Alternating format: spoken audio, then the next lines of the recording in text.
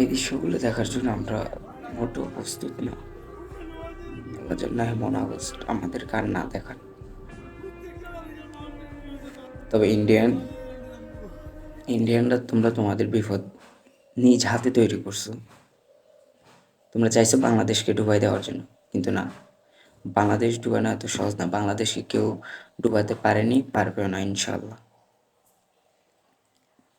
আর কলকাতার যারা লাফাচ্ছ না, তোমরা ইন্ডিয়ান না, তোমরা বাঙালি।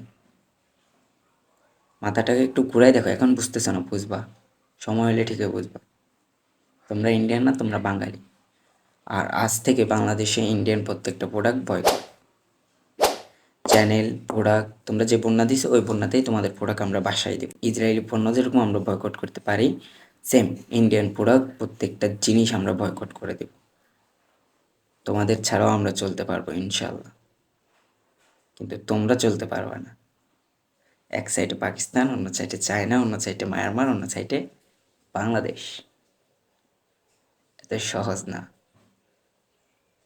মাইন্ড ক্যারি চিপায় পড়ে থাকবো ইনশাল্লাহ।